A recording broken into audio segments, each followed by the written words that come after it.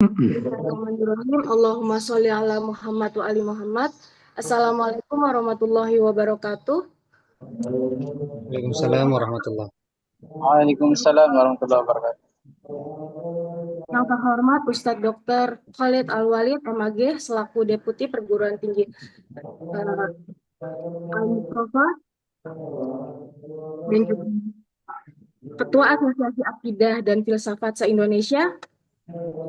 Yang terhormat Ustadz Amar Fauzi, PhD, selaku Wakil Ketua dan Bidang Penelitian Sekolah Tinggi Agama Islam Sadra. Pertama-tama saya ingin mengucapkan selamat datang pada para hadirin di acara Ngabuburit Filsafat Islam di hari ke-8.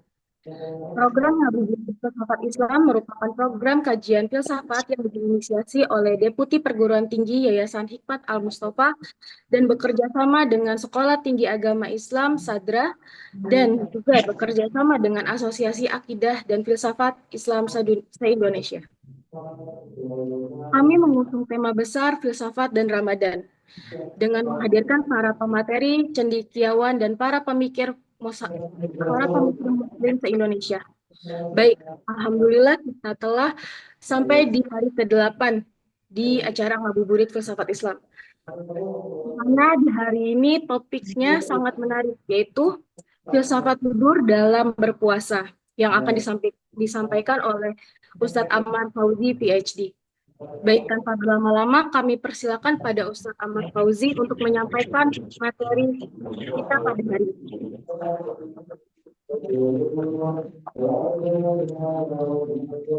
Baik.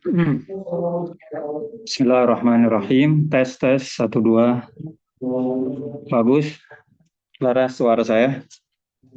Bagus, Pak. Sudah Bagus, terdengar. Ustaz. Baik ya. Bismillahirrahmanirrahim. Allahumma sholli ala Muhammad wa ali Muhammad. Terima kasih banyak kepada Deputi Perguruan Tinggi Yayasan Hikmat Al-Mustafa, Dr. Khalid Al-Walid, sekaligus selaku Ketua ASAFI, Asosiasi Dosen Akidah dan Filsafat Islam. Pada para hadirin as-shaimin yang sedang berpuasa, mohon doa dari saudara-saudara, sebagaimana dalam satu hadis Nabi disebutkan, naumus shaim ibadah wasomtuhu tasbih wa amaluhu mudha'af wa du'auhu mustajab wa dzambuhu maghfur. Puasanya orang yang berpuasa terhitung sebagai ibadah, dan diamnya saja sudah dianggap sebagai tasbih. Belum lagi perbuatan amalnya dilipat gandakan oleh Allah Subhanahu wa taala pahalanya.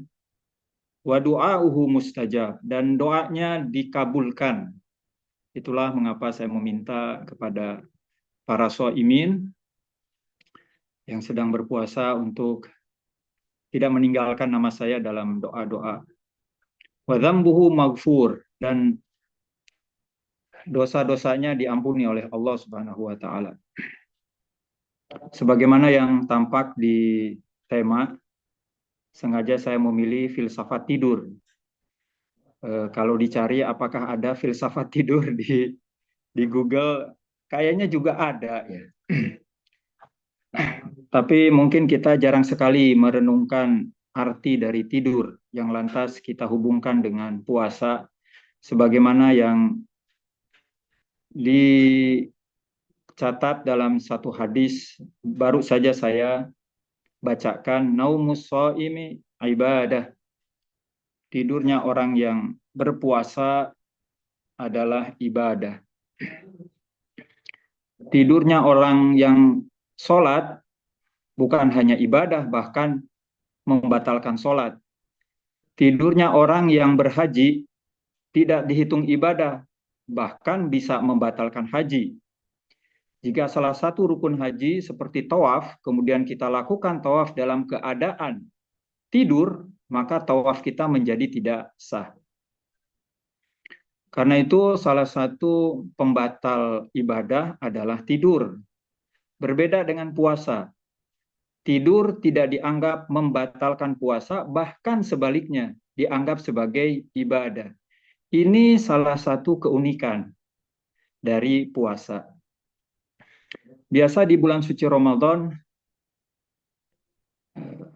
ketika kita masuk, kita berada dalam atmosfer maknawi, ruhani, spiritualitas yang masif, bukan hanya untuk diri kita sendiri, di lingkungan suasana keluarga kita, di lingkungan kampung kita, sampai di skala nasional, terasa sekali berbeda antara bulan Ramadan dan selain bulan Ramadan.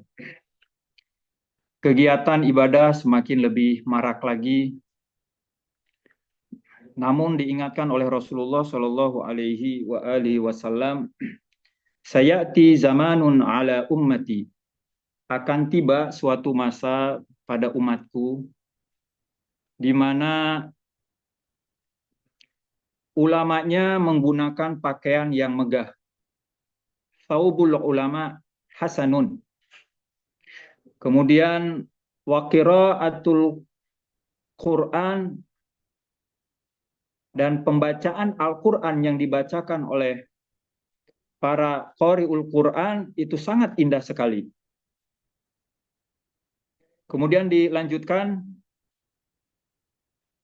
dan mereka memakmurkan masjid-masjid hanya di bulan suci Ramadan. Ini merupakan tanda-tanda yang tidak bagus ketika ada hadis-hadis yang diawali dengan sayati zamanun ala ummati, akan tiba suatu masa pada umatku. Itu sebuah peringatan dari Rasulullah bagaimana akan tiba suatu generasi, suatu masa yang dialami oleh satu generasi umat Islam, ulamanya pandai bicara, pandai menyampaikan pesan-pesan agama dengan bahasa yang sangat memikat, kemudian penampilan yang begitu megah, indah dipandang, bagaimana pembaca Al-Qur'annya pun enak didengar. Tapi kemudian diingatkan, di bulan mereka hanya aktif di bulan suci Ramadan saja. Lalu diingatkan oleh Rasulullah Shallallahu Alaihi Wasallam, maka dia akan diuji oleh satu pemimpin, oleh satu penguasa, la yarham. Penguasa itu tidak ada lagi belas kasihnya. Kita bisa saja diuji dengan apapun, diuji dengan bencana alam, diuji dengan urusan pribadi, dengan urusan pertemanan, dengan urusan keluarga. Tapi salah satu ujian terberat ketika kita ditimpa sehingga kita hidup di satu tatanan sosial yang dipimpin, dikelola oleh pemimpin, oleh penguasa yang buruk. Itu betul-betul ujian berat. Dan bagaimana di Al-Quran pun salah satu ujian Nabi Musa ketika berhadapan dengan Fir'aun sebagai penguasa di Mesir yang kejam. Mudah-mudahan kita tidak mengalami masa itu, tapi kita menemukan minimal pada bulan suci Ramadan ini kita kembali kepada diri kita, mengintrospeksi, menghitung, mengkalkulasi kekurangan-kekurangan kita, lantas kebiasaan-kebiasaan buruk kita diganti dengan kebiasaan-kebiasaan baik, dan bagaimana kita melatih pada bulan-bulan ini. Semoga kita keluar dari bulan suci Ramadan lebih baik dari kita masuk bulan suci Ramadan. Ibadah merupakan relasi makhluk dengan Khalik. Kalau kita disebut hamba dalam bahasa Arab abd, atau lebih tepatnya budak, maka asosiasi dari kata budak adalah tuan. Tuan kita manusia sebagai budak yang sesungguh-sungguhnya hanyalah Allah Subhanahu wa taala. Nah, relasi antara budak dengan Tuhan sebagai tuan adalah ibadah. Maka ibadah sesungguhnya pernyataan diri kita sebagai budak di hadapan Allah Subhanahu wa taala. Dan pernyataan ini bukan hanya dinyatakan dengan kata-kata, tapi sejak kali kita membayangkan dalam pikiran. Untuk kemudian pikiran ini menjadi kepastian dan keteguhan di hati, keinginan, kehendak, niat, hingga lantas kita kata-katakan, kita nyatakan, kita ungkapkan, kemudian kita lakukan. Semua tahapan-tahapan tadi sudah harus mencerminkan kita sebagai budak kepada Allah Subhanahu wa taala. Saat kita berpikir, pikiran kita ini pikiran sebagai budak yang dipikirkan hanya Allah Subhanahu wa taala. Yang dipikirkan hanya kehendak dan kesenangan Allah Subhanahu wa taala. Saat lantas pikiran ini ya keinginan menjadi kemauan, menjadi kehendak dan tekad yang ada di hati, bukan lagi di pikiran, tapi ada di hati. Maka kehendak ini pun harus dipastikan kehendak yang berada pada diri seorang budak. Maka dia akan serahkan kehendaknya pun kepada Allah Subhanahu wa taala. Ketika lantas kehendak ini ingin diartikulasikan, lalu diungkapkan dengan kata-kata, maka kata-kata ini pun adalah kata-kata yang keluar dari seorang budak dihaturkan kepada Allah Subhanahu wa taala.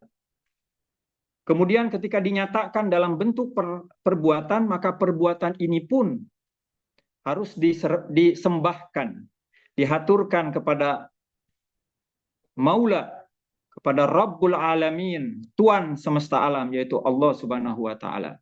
Hamba yang sempurna adalah hamba yang segenap wujudnya, pikiran, hati, perkataan, dan tindakannya hanya kepada Allah Subhanahu wa taala. Ini tingkatan-tingkatan minimal yang umumnya juga kita kenal dalam psikologi. Karena itu, bagaimana di pembukaan sholat kita setelah takbiratul ihram, kita selalu membuka dengan setelah takbiratul ihram sebelum membaca surat Al-Fatihah. Ada kan doa iftitah atau disebut juga dengan doa al-istiftah. Doa yang disepakati oleh semua mazhab, baik dari Sunni ataupun dari Syiah. Allahu Akbar. Allahu Akbar kabira walhamdulillahi katsira wa subhanallahi bukrata wa asila. Lalu dilanjutkan, ada banyak versi ya doa iftitah itu. Salah satu yang populer dari dari Abi Dawud diriwayatkan, Inni wajjahtu wajhiya lilladzi fataras samawati wal ard hanifa wa ma ana minal musyrikin. Selanjutnya ayat juga kita baca dalam surat doa iftitah itu, yaitu ayat di surat Al-An'am, Inna sholati wa nusuki wa mahyaya wa mamati lillahi rabbil alamin. La syarika lahu wa bidzalika umirtu wa ana awwalul muslimin. Saya ingin membahas sedikit tentang ayat yang terakhir tadi di surat Al-An'am, Inna sholati, sesungguhnya solatku, wa nusuki, dan ritual ibadahku, wa mahyaya, dan hidupku. Lalu dilanjutkan, wa mamati, bahkan kematianku. Mahya itu bukan hanya hidup, tapi cara hidup. Wa mamati, dan cara kematianku, lillah, hanya untuk Allah Subhanahu wa taala. Rabbil alamin, sebagai Tuan segenap alam semesta, la syarikalah, tidak ada sekutu baginya. Wa bidzalika, dan dengan cara seperti itulah aku diperintahkan oleh Allah, dengan cara sholat, ibadah, cara hidup, dan cara matiku, yaitu hanya kepada Allah. Itulah yang diperintahkan oleh Allah Subhanahu wa taala. Dan dengan demikian wa ana awwalul muslimin, kita berikrar sebagai orang muslim pertama. Islam secara agama memang dia bernama agama, tetapi secara substansial Islam yaitu kepasrahan diri. Seperti juga dalam ayat lain, udkhulu fis-silmi kafah. Masuklah ke dalam Islam sepenuh-penuhnya, seluruhnya. As-silm di sini diartikan dua oleh para ulama. Pertama, ke dalam agama Islam, itu juga benar. Dan bagaimana ke dalam agama Islam bukan hanya sekedar ritual-ritual fisik, zohiriyah, tetapi substansialnya yaitu kepasrahan diri, penyerahan diri, segenap wujud kita, sekali lagi mulai dari level kita mengetahui, mengingin berpikir, menginginkan, menghendaki, berkata-kata sampai berbuat, kita harus mencerminkan sebagai muslim, itulah orang muslim. Karena itu ibadah juga saya kira perlu ditinjau lebih dalam lagi, dan salah satu cara mendalami sesuatu yaitu dengan filsafat. Sebetulnya upaya mendalami sesuatu dengan filsafat itu mudah sekali kalau kita juga mempelajari metodenya.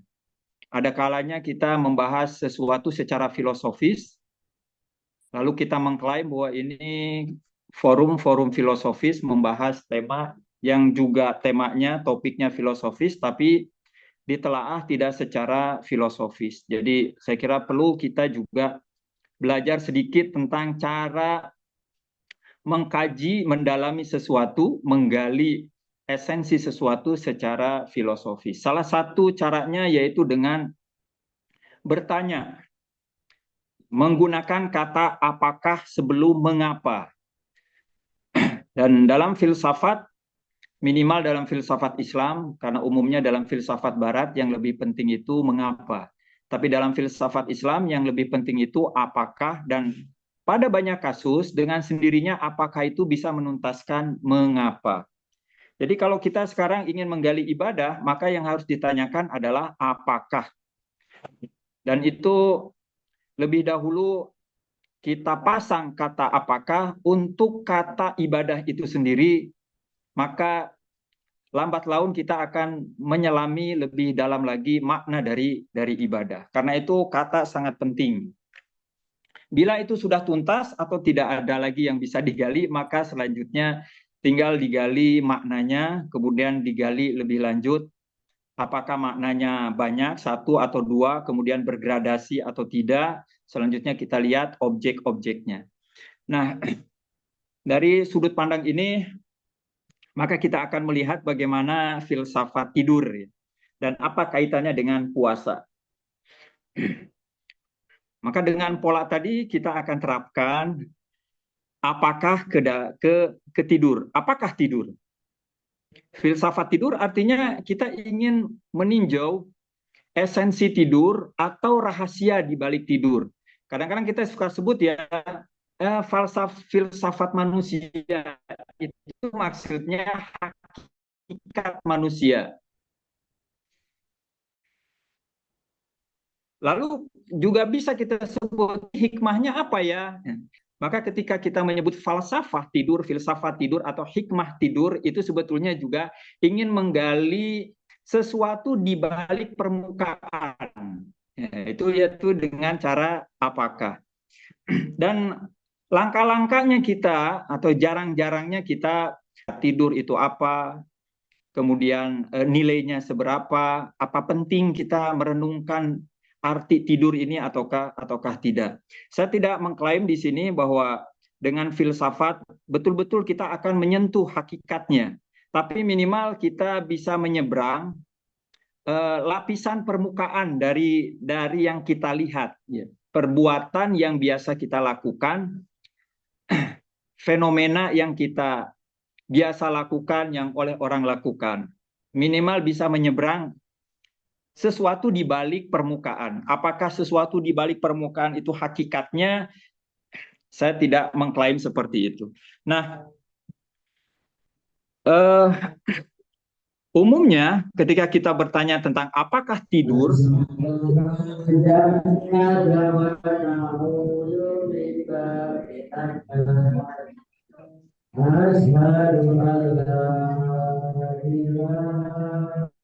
Mohon bagi peserta untuk mematikan mikrofonnya. ya,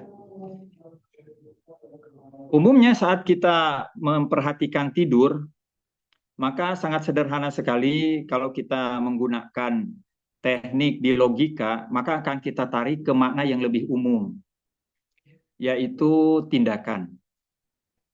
Lalu kita renungi apa sih pentingnya mengamati tidur sebagai tindakan.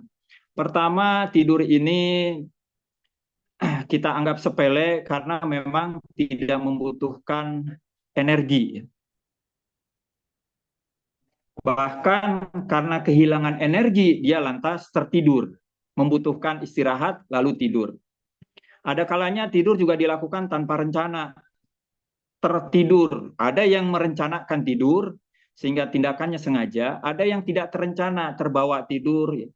Orang bawa kendaraan, kemudian mengalami kecelakaan karena terbawa tidur, tertidur. Tetapi justru tidur ini sekalipun tidak berongkos, tidak ada beban, tapi dia tindakan yang pertama paling panjang kita lakukan dalam kehidupan kita, kebiasaan kita sehari-hari. Dalam 24 jam, setidaknya kita membutuhkan waktu tidur orang normal itu 8 sampai 7 jam.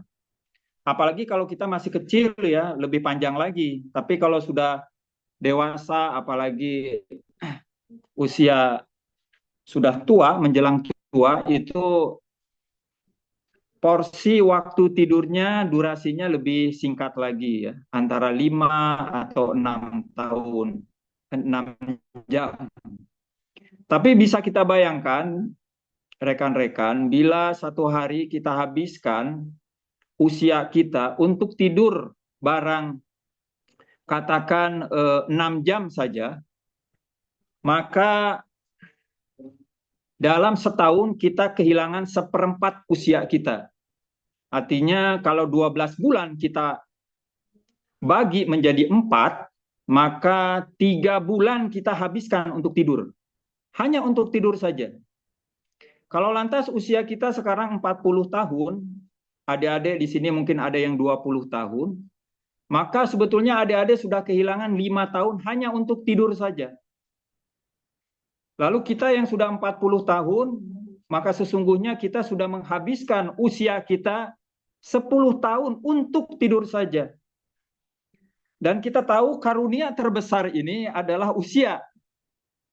Maka jika tidur kita tidak diberi makna, tidak berarti sesungguhnya kita sudah mensia-siakan 1/4 dari usia kita, dari hidup kita sepanjang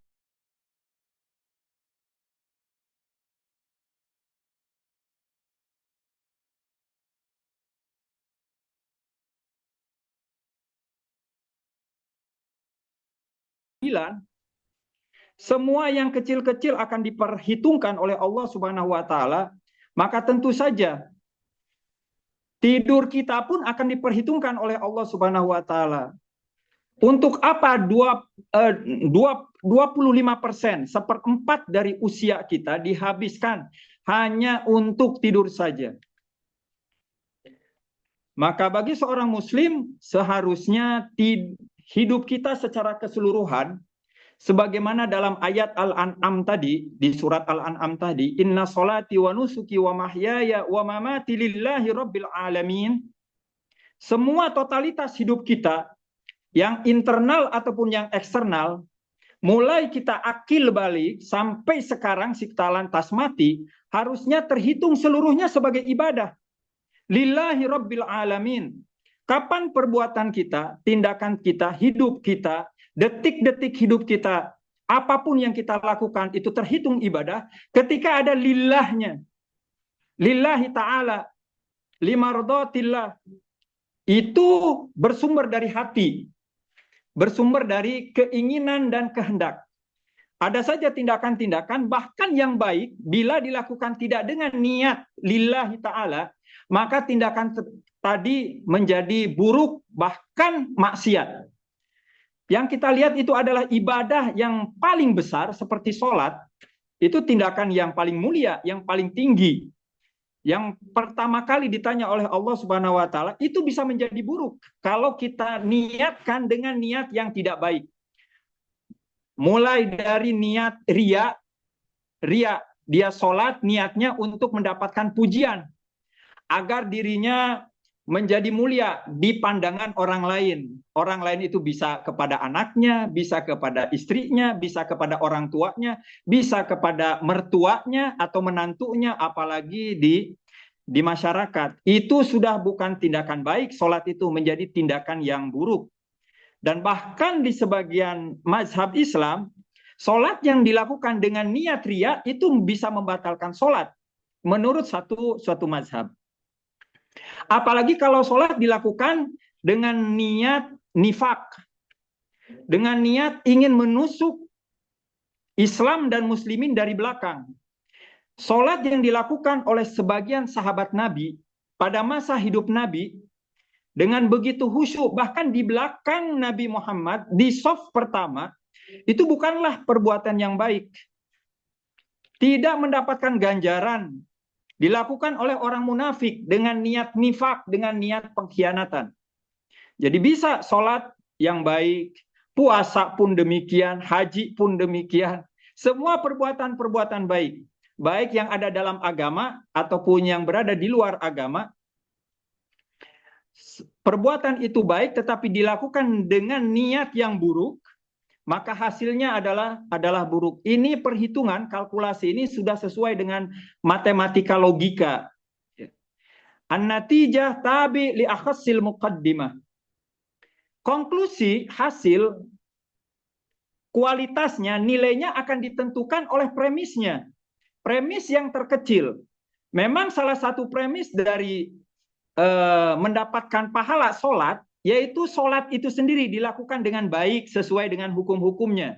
Baik, tetapi itu salah satu premis. Ada premis lainnya, yaitu dengan niat dilakukan oleh pelaku yang juga baik, ditandai dengan niat yang baik, yaitu lillahi ta'ala ataukah tidak. Bila dilakukan tidak dengan lillahi ta'ala, tapi karena orang lain, karena makhluk, maka tindakan sholat yang baik itu akan menghasilkan hasil yang buruk, mengikuti yang terburuk, yang terkecil, yaitu niat yang buruk. Apalagi dilakukan dengan niat yang paling buruk, yaitu ingin menghancurkan Islam itu sendiri, seperti yang dilakukan oleh orang-orang munafik.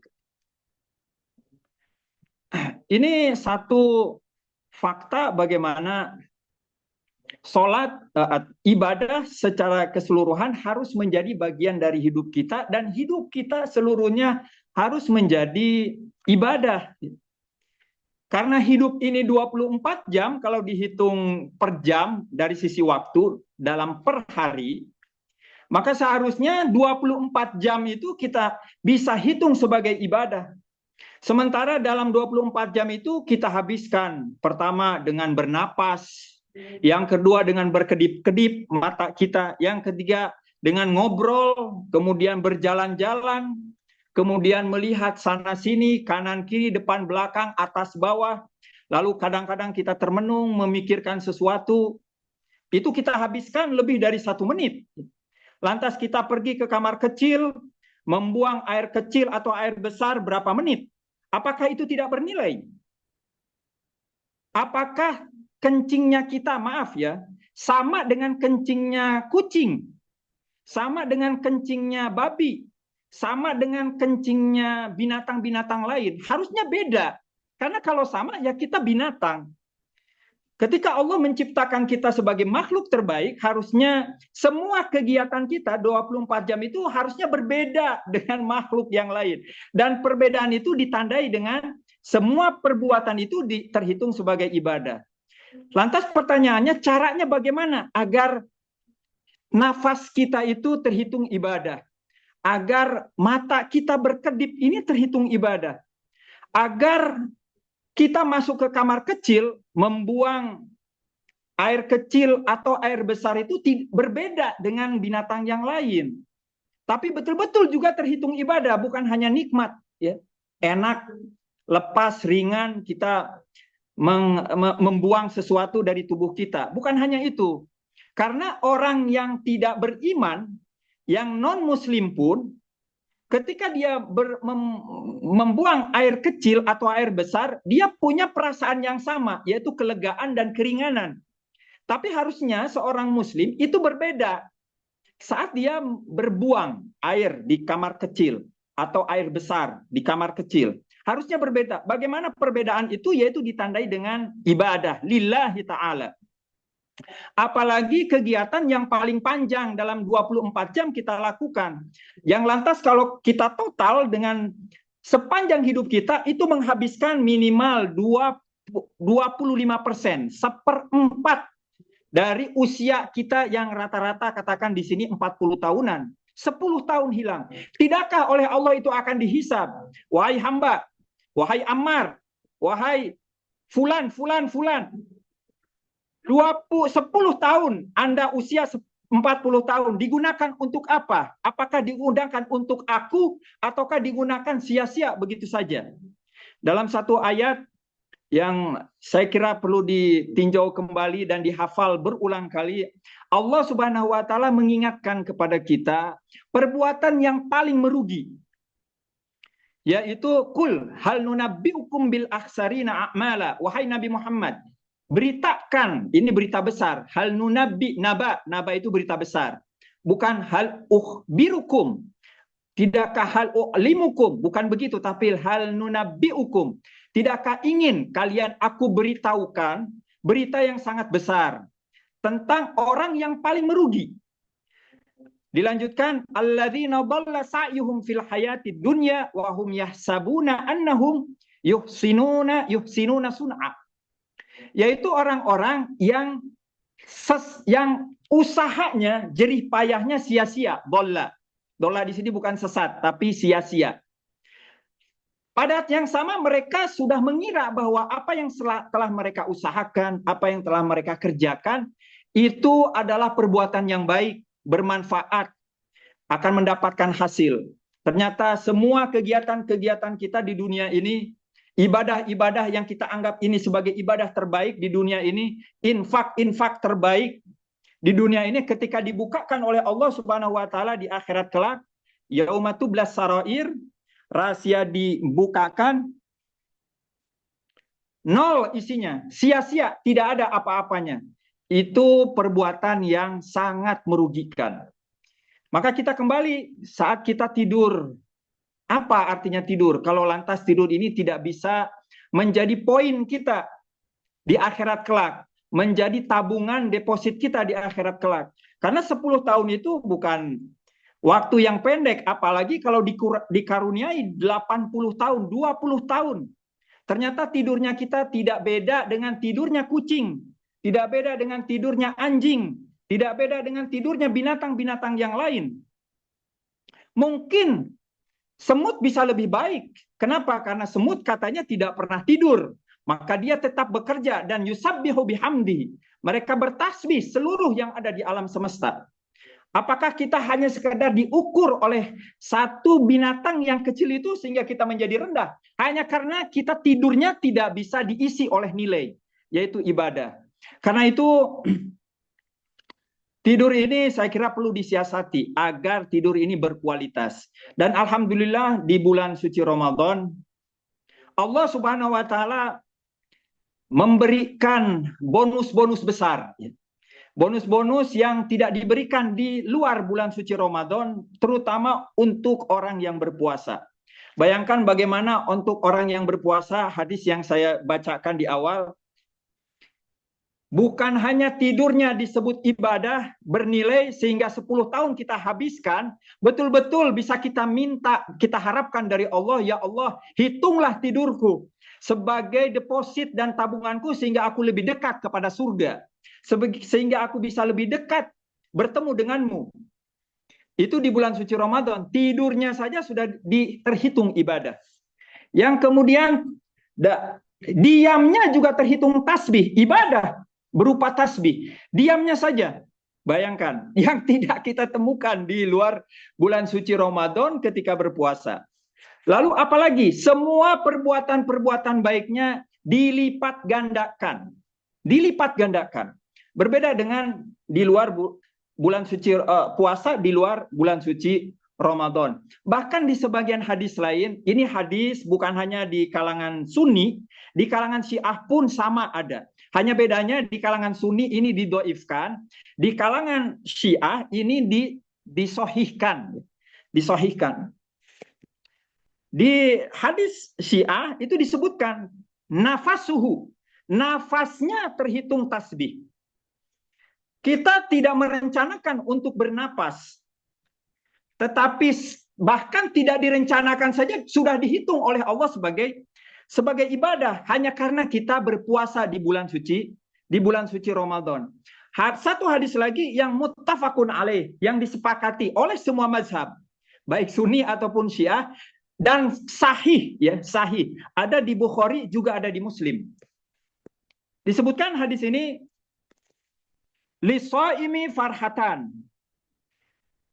orang yang berpuasa mendapatkan dua kebahagiaan, dua kegembiraan. Pertama, farhatun inda iftari, kegembiraan saat dia berbuka puasa. Tidak ada orang yang berbuka puasa tidak bahagia.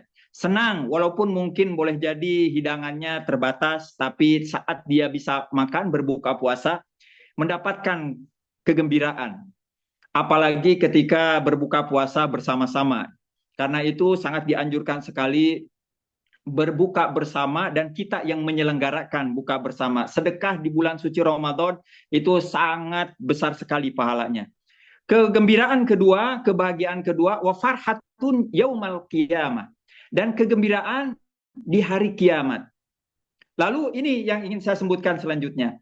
Wala khulufu famis shaim, dan baunya mulut orang yang berpuasa, atyabu, lebih semerbak baunya, lebih harum di sisi Allah dibandingkan aroma minyak wangi misik. Di Arab, minyak wangi yang paling semerbak baunya itu misik. Kalau ada orang Arab ingin memberikan hadiah kepada saudaranya minyak wangi, maka akan dia pilih minyak wangi yang terbaik saat itu adalah misik.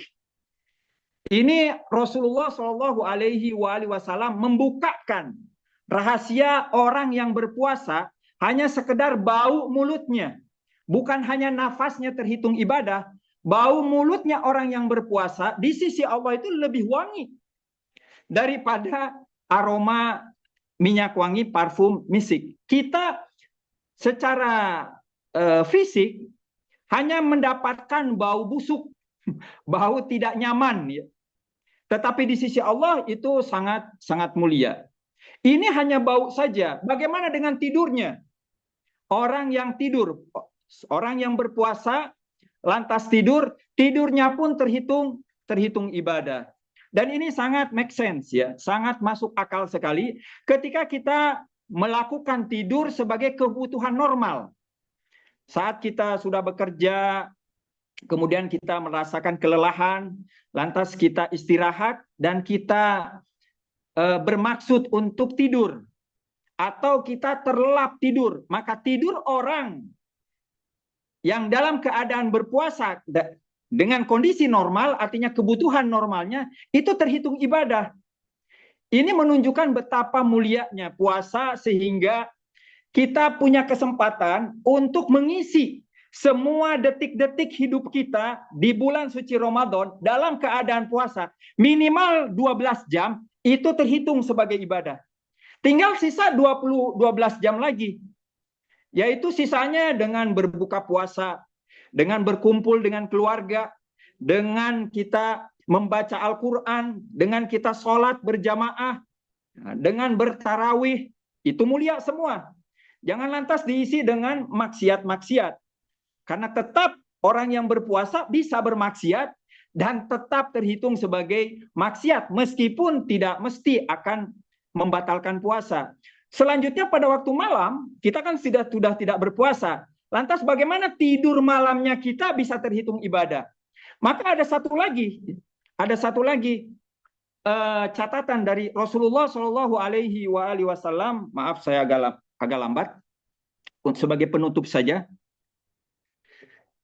ketika para sahabat berkumpul bersama Rasulullah Shallallahu Alaihi Wasallam, Rasulullah bertanya kepada para sahabat, wahai para sahabat, adakah di antara kalian yang menghabiskan malamnya dengan ibadah, ya, menghabiskan malamnya dengan ibadah, menghabiskan siang malamnya dengan membaca Al-Quran,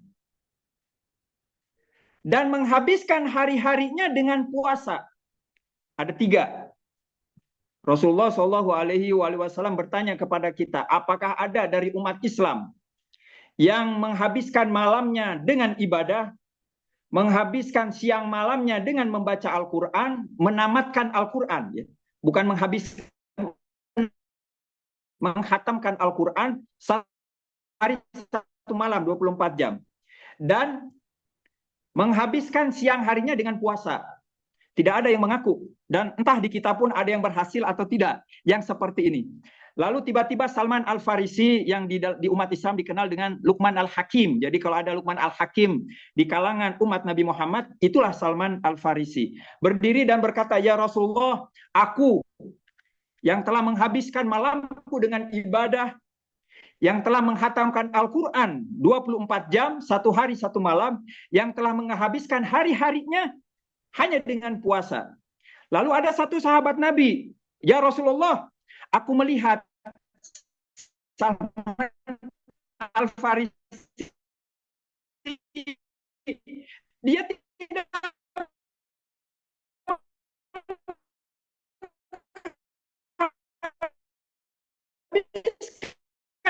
malamnya dengan ibadah, dia tidur seperti kita tidur. Aku melihat tidak menghabiskan siang dan malam untuk menghatamkan Al-Quran. Dan aku bisa siang dia makan, minum, tidak berpuasa. Lantas Rasul, tumbuhnya sahabat kita, sahabat ini maksudnya Rasulullah, dia berbicara kepada sahabatnya yang lain tadi, yang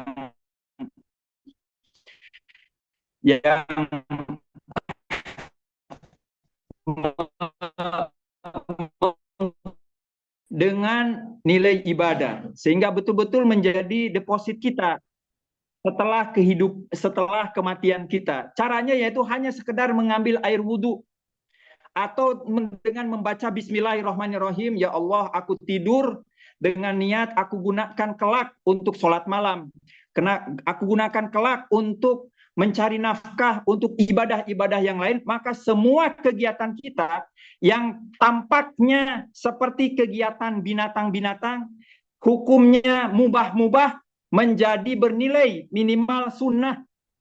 Makan minum kita yang kita lakukan siang malam, mau Ramadan atau di luar bulan Ramadan, itu tidak ada pahalanya. Kapan berpahala? Saat kita gunakan untuk ibadah. Saat kita memulai dengan Bismillahirrahmanirrahim.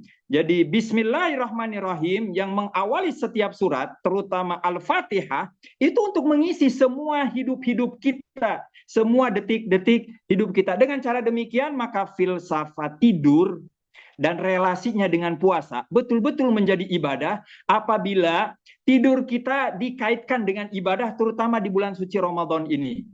Hanya sekedar puasa, tidur kita sudah terhitung ibadah.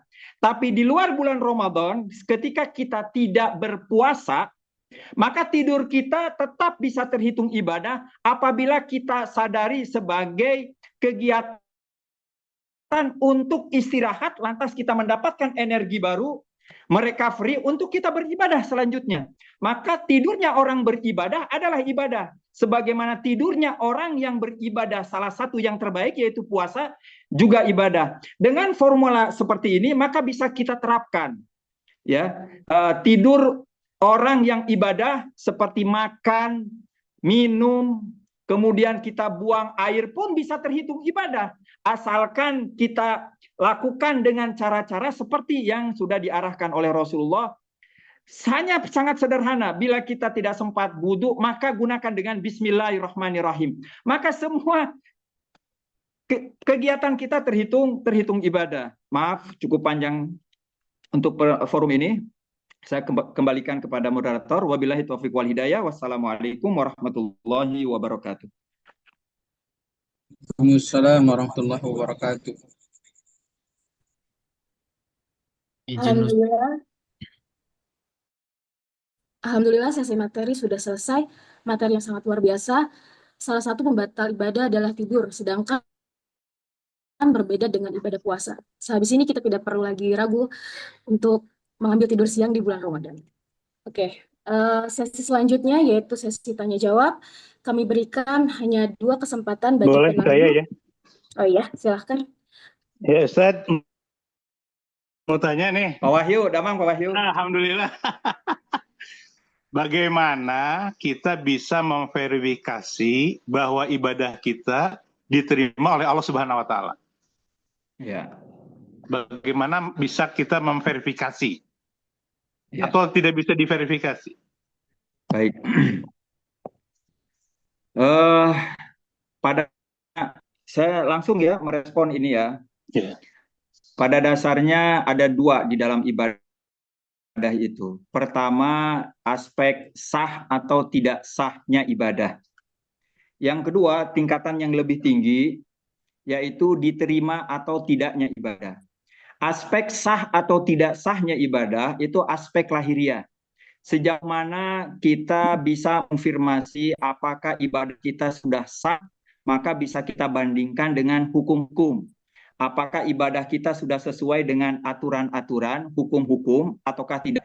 Puasaku sah atau tidak ya? Ya tinggal disimak hukum-hukumnya.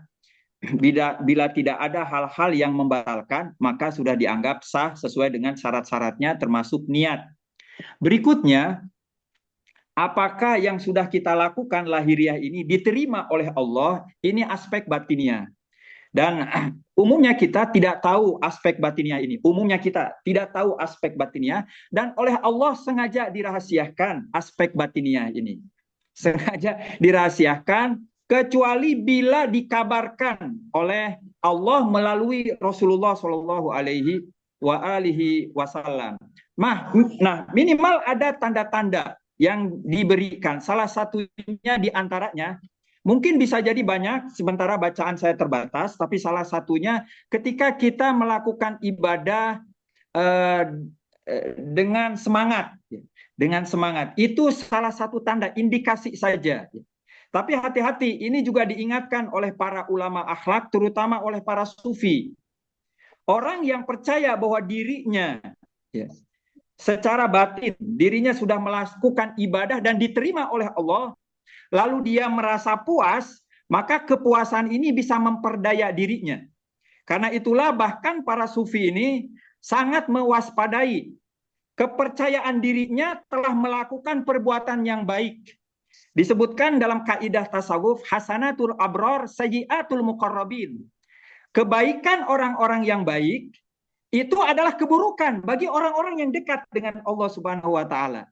Jadi hati-hati, ada kalanya perasaan puas telah melakukan satu perbuatan baik itu bisa tergolong kepada perangkap yang namanya ujub. Ujub itu mengagumi diri sendiri, puas dengan apa yang sudah dilakukan oleh diri sendiri. Karena itu saya kira jangan terlalu gelisah dengan ibadah kita, apakah sudah diterima oleh Allah ataukah tidak. Yang pertama-tama yang harus kita lakukan, kita konfirmasi apakah ibadah-ibadah kita sudah sesuai dengan yang diinginkan oleh Allah melalui hukum-hukum tadi ataukah tidak. Hal ini dapat kita lakukan pertama-tama kita belajar hukum, belajar fikih, belajar syariat. Nah, dengan demikian kita sendiri bisa mengkonfirmasi. Selanjutnya kita serahkan kepada Allah, karena masalah diterima atau tidak itu kembalinya ke hati kita. Kita tuluskan saja hati kita. Dan di situ ada derajat-derajatnya hati ini, mulai dari riya, kemudian ujub, kemudian tulus, kemudian ketiadaan tulus, yaitu cinta. 4 derajat ini. Dan yang paling akhir, mungkin saya akan menjelaskan yang terakhir, ketika seseorang melakukan perbuatan baik, dia bukan hanya tidak mendapatkan pahala, bahkan diganjar oleh Allah dengan neraka. Apakah kita akan tetap melakukan ibadah tadi ataukah tidak? Ini ujian orang yang muqarrabin tadi, orang yang dekat. Seperti Sayyidina Ali alaihi salam, dia akan tetap beribadah kepada Allah sekalipun dimasukkan ke dalam neraka. Itu kan disebutkan, diungkapkan dalam munajat beliau di doa Kumail. Ilahi, wahai Tuhanku, seandainya aku dimasukkan ke dalam neraka dan diguling-guling di dalam neraka, aku akan tetap sabar. Sabartu ala harri narik, aku sabar berada di dalam panasnya nerakamu. Fakaifa asbiru ala firakik, tapi aku tidak akan mampu untuk sabar berpisah darimu. Asalkan bisa menatap engkau, asal bisa bersambung dengan engkau, berada di dalam neraka akan tetap bahagia. Bagi Ali bin Abi Thalib, kita tidak akan sampai ke tingkat itu, tapi minimal di tingkat-tingkat awal kita tidak ria. Apa yang kita lakukan sudah sesuai dengan hukum syariat, kemudian tidak ada lagi keinginan dari orang lain untuk memuji kita, bahkan tidak ada keinginan dari diri kita untuk merasa kagum, dikagumi oleh diri sendiri juga tidak ada. Jadi inilah yang dipesankan oleh para sufi untuk tidak banyak berpikir tentang diterima atau tidak. Biarkan itu menjadi ruang yang menjadi kegelisahan kita, selain juga melengkapi roja kita, harapan kita, ya. Harap-harap cemas itu, khauf wa raja, di mana Allah Subhanahu wa taala menjanjikan kepada kita bahwa kita akan diberi kebaikan oleh Allah dengan mentaatinya. Tapi apakah ketaatan kita diterima oleh Allah? Ini sisi dari khauf, dari ketakutan kita. Tapi ada sisi harapan kita, yaitu kita mendapatkan janji dari Allah ketika kita sesuai hukum-hukumnya. Khauf wa roja akan menyeimbangkan kita sehingga kita tidak terpuruk, tapi juga pada yang sama kita tidak terkecoh dengan diri kita sendiri. Satu nuhun Ustaz, sudah cukup. Sami, mudah-mudahan aya waktos. Salam Kak Sodik. Ya. Baik, pertanyaan selanjutnya dari Bapak Anton Sutompo. Ya, terima kasih. Ini Pak minta tolong dijelaskan mengenai kaitannya dengan tidur ya, dalam pendekatan logika gitu. Nah, tadi Bapak bilang cara menggali sesuatu itu dengan cara bertanya ya, apakah sebelum mengapa gitu. Mungkin itu minta tolong dijelaskan lagi gitu. Oh ya, saya waktunya terbatas ya, rekan-rekan. Biasanya kita menjelaskannya di filsafat manusia ya, ketika masuk ke tindakan. Jadi kalau kita gunakan logika Aristotelian, biasanya dalam menjawab apakah itu dengan menggunakan hal yang lebih umum atau jenisnya. Tidur adalah tindakan. Lalu kita amati tindakan itu banyak, untuk lantas kita tindakan yang bagaimana tidur ini sehingga bernilai dan mengapa bernilai. Kita memulai dari tindakan, saya akan singkat-singkat saja ya. Tindakan ini macam-macam. Ada tindakan yang bernilai, ada tindakan tidak bernilai, zero value, ada tindakan anti nilai. Ini ada 3, dan di Al-Quran pun memang ada 3 seperti ini ya. Tindakan pada dirinya sendiri, tindakan itu bernilai. Seperti jujur, sendiri baik dalam kondisi normal, jujur itu bernilai. Bohong itu buruk. Bohong itu sendiri buruk. Tapi itu anti nilai. Ada lagi yang tidak bernilai baik, juga tidak bernilai buruk. Di antaranya adalah makan, minum, ya.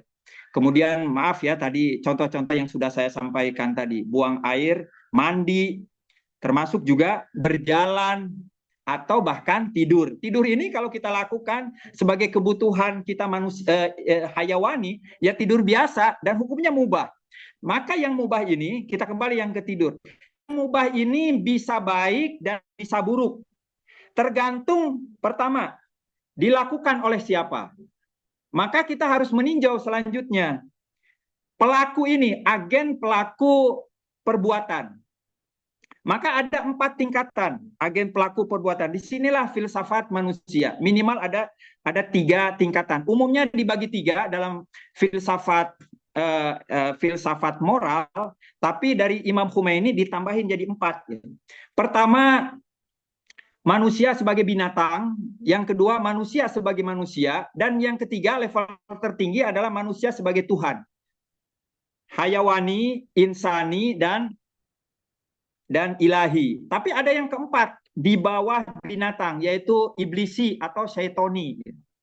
Ini 4 ini. Maka tindakan seperti tidur atau makan, minum, dan yang lain sebagainya yang zero value itu bisa ditentukan nilainya tergantung kita sebagai pelaku berada di tingkatan mana.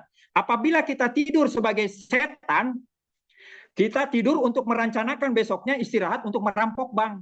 Untuk besok kita bangun kembali lalu kita ingin membuka aib orang lain, maka kita sudah jadi setan. Maka tidurnya kita adalah tidurnya setan. Atau kita yang kedua yaitu tidur binatang, ya tidak ada nilainya. Ya. Tidur binatang, bahkan menurut Al-Quran ini nilai bukan tidak ada nilainya, bahkan nilainya itu minus. Karena sebetulnya kita bukan binatang, kita adalah manusia. Jadi tidur hanya sekedar kebutuhan insak hewani karena kita ingin istirahat saja atau terbawa tidur, kondisi normal tidak direncanakan untuk suatu yang dan kelak misalnya besok kita bertanding untuk memuliakan, mengagungkan, memartabatkan bangsa kita. Nah, kita tidur biasa saja, yaitu tindakan binatang ya. Tapi ada tidur manusiawi, tidur yang dengan kesadaran direncanakan untuk kita melakukan perbuatan-perbuatan yang baik. Tapi apakah itu nilai maksimal? Enggak, ada nilai yang maksimal di atas dari itu, yaitu nilai ilahi. Ketika tidurnya dilakukan untuk lillahi ta'ala, wa mahyaya wa mamati lillahi ta'ala. Mamati manami itu lillahi ta'ala. Cara tidurnya kita adalah cara tidur yang diinginkan oleh Allah, yaitu berada di tempat yang benar, tidak di tempat orang lain yang mungkin kita gosop ya, punya orang dengan menggunakan fasilitas negara, lalu kita ambil hotel, kamar dari uang rakyat hasil korupsi, tempatnya aja sudah salah. Di waktu yang salah, misalnya di waktu di mana kita terakhir sholat, lalu kita pakai buat tidur ya.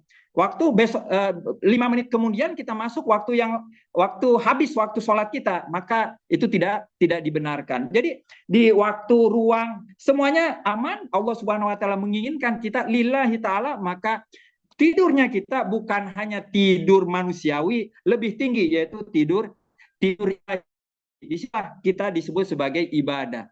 Tidur manusiawi masih belum terhitung ibadah. Kapan kita disebut ibadah? Ketika tidurnya kita contoh saja sebagai tidur yang ibadah diniatkan untuk Allah Subhanahu wa taala. Baik, sesi tanya jawab kami cukupkan. Terima kasih Ustadz atas jawabannya. Beranjak ke sesi selanjutnya yaitu sesi dokumentasi. Mohon untuk para hadirin untuk membuka kameranya dan untuk Kak Ali tolong diambil fotonya.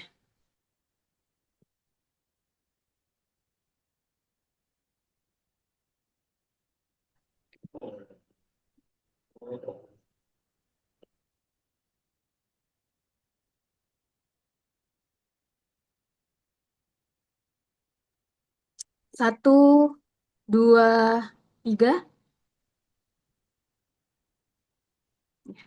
Cukup? Baik. Sampailah kita di penghujung acara. Kami ucapkan terima kasih sebesar-besarnya kepada pemateri Ustadz Amar Fauzi PhD atas ilmunya. Semoga kita semua keluar dari bulan suci Ramadan ini dengan bentuk yang lebih baik dari saat kita memasuki bulan suci Ramadan. Dan juga kami memohon maaf sebesar-besarnya jika ada kata-kata dan kendala yang tidak berkenan. Akhirul kalam, wassalamualaikum warahmatullahi wabarakatuh.